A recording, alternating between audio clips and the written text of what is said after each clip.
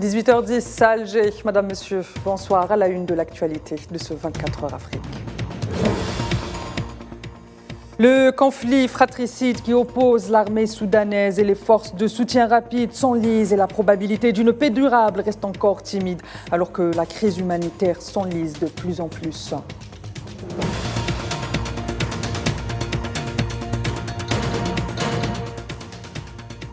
Et c'est sans surprise que Félix Tshisekedi est donné vainqueur à sa succession à la tête de la République démocratique du Congo par les résultats préliminaires de la CENI.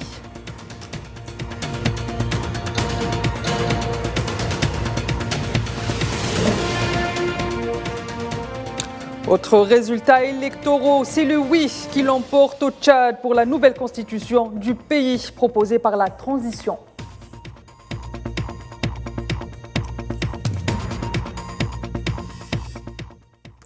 Alors que les combats qui opposent l'armée soudanaise et les forces de soutien rapide gagnent de nouvelles villes comme Oued Madani dans la wilaya d'El Jazira, l'espoir d'une solution de paix durable, quant à lui, s'éloigne, laissant des millions de Soudanais dans la crainte que le conflit s'enlise davantage.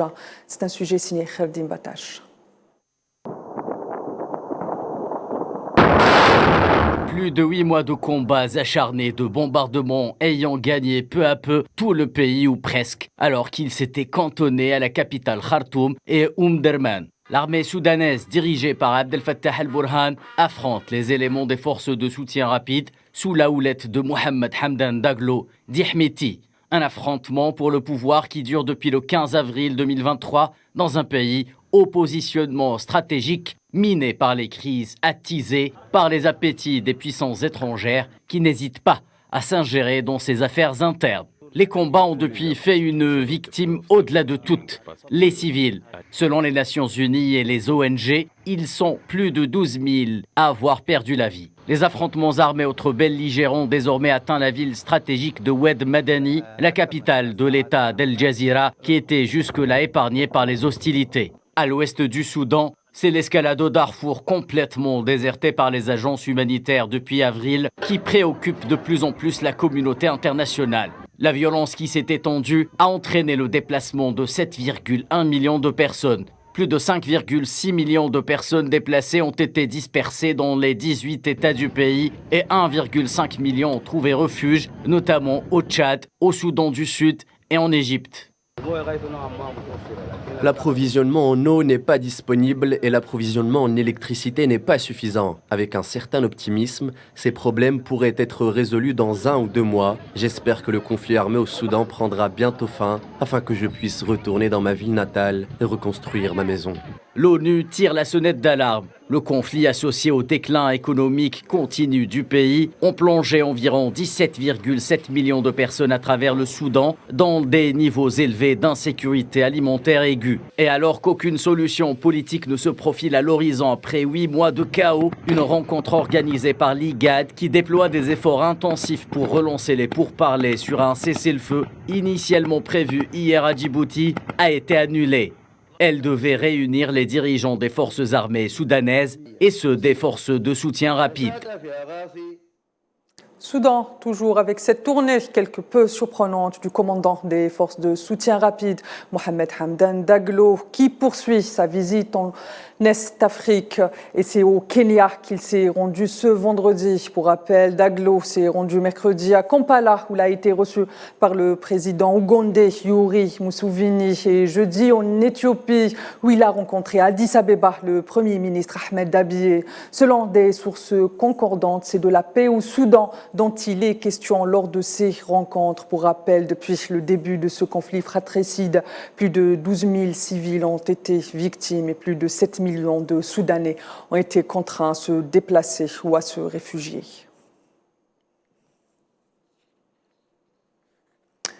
Félix Tshisekedi, actuel président de la République démocratique du Congo, gagnant à sa propre succession, ont vu des résultats partiels du scrutin du 20 et 21 décembre dernier, lui accordant 76% des voix des électeurs congolais. Sur 12,5 millions de voix comptabilisées par la Commission électorale nationale indépendante, Félix Tshisekedi on obtient 9,5 millions.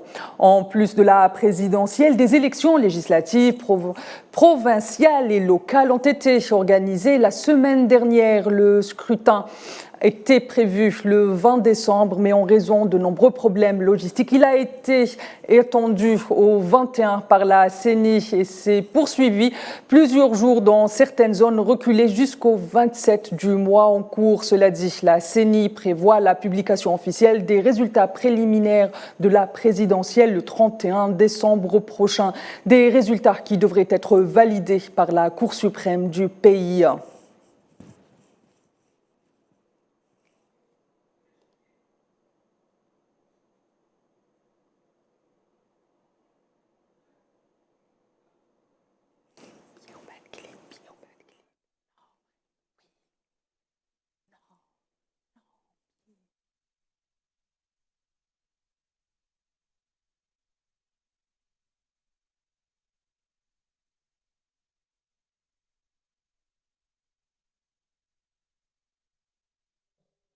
Au dispositif de comptage parallèle de voix qu'elle a mis en place, constate qu'un candidat s'est largement démarqué des autres avec plus de la moitié de suffrages à lui seul.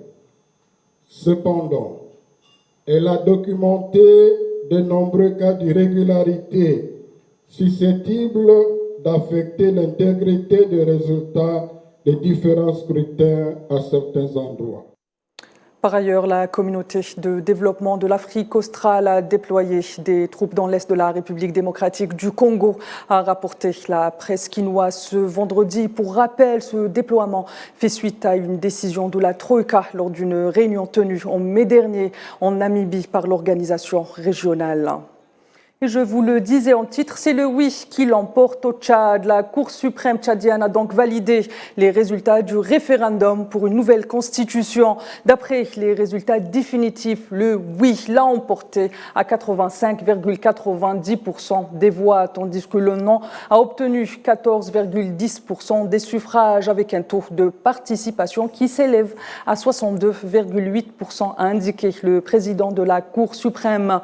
Pour rappel, le scrutin référendaire avait eu lieu le 17 décembre dernier.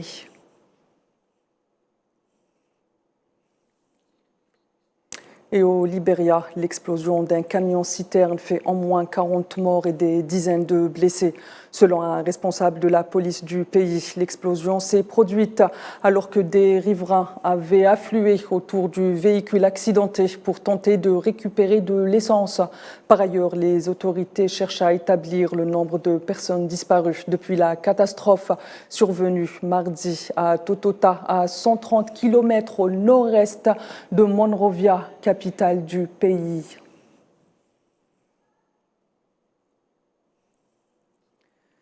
Et la culture de l'avocat au Maroc continue d'affaiblir les nappes phréatiques du pays alors que le royaume fait face à une sécheresse qui se poursuit pour la 5e année consécutive. La production de ce fruit nécessite jusqu'à 60 litres d'eau le kilo pour la saison 2023 qui s'étend d'octobre à avril.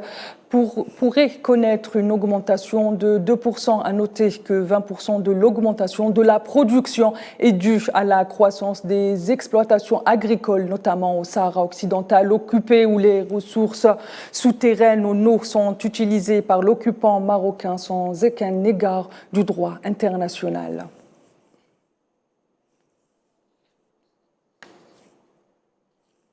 Et au Sahara occidental, l'Union des syndicats des journalistes et écrivains appelle à l'instauration d'une journée nationale du journaliste sahraoui afin de rendre hommage à l'engagement de ces derniers en faveur de la lutte du peuple sahraoui pour l'indépendance et l'autodétermination. C'est ce qui ressort d'une rencontre tenue dans les camps de réfugiés d'Eswerd en commémoration du 48e anniversaire de la fondation de la radio nationale sahraoui.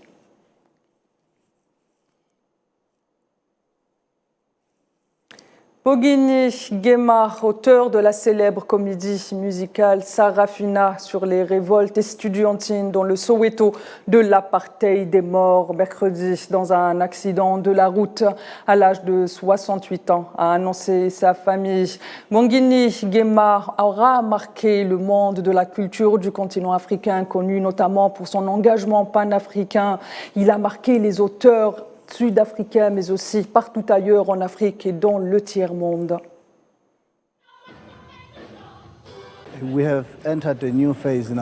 Nous sommes entrés dans une nouvelle phase de notre lutte. La première était une lutte de libération. Je pense que la deuxième étape pour un homme et une femme noire est l'autonomisation économique. Et donc je pense que les Blancs ont très peur lorsqu'ils entendent parler d'une personne noire qui contrôle de grosses sommes d'argent.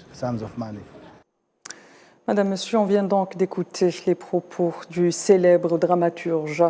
Et avant de clore cette édition sport, les Lions indomptables pourront compter de nouveau sur le renfort de choix pour disputer les éliminatoires de la prochaine Coupe d'Afrique des Nations. En la personne d'André Onana, gardien de but de Manchester United.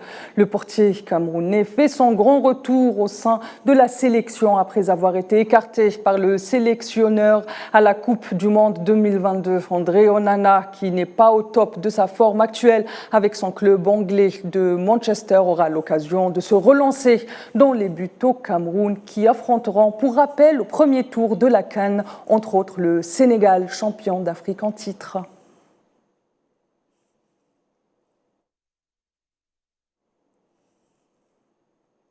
Sport en Algérie, le sondage Brahim Dahmani de l'agence Algérie Presse Service des meilleurs athlètes pour l'année 2023 qui revient après 4 années d'absence. Chez les dames, c'est la gymnaste Kayla Nemour qui a été primée. Elle n'a pas pu contenir ses émotions. C'est les propos recueillis par Khadija Khadaoui.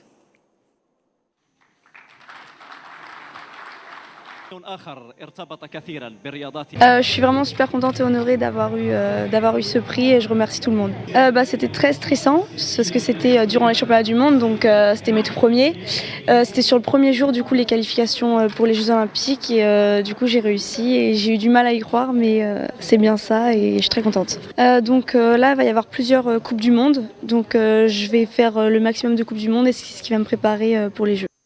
Madame, Monsieur, c'est la fin de ce 24 heures Afrique. Votre prochain rendez-vous avec l'information, c'est pour le journal de la rédaction avec Abdelkader Idrief. Excellente suite des programmes sur Al 24 News.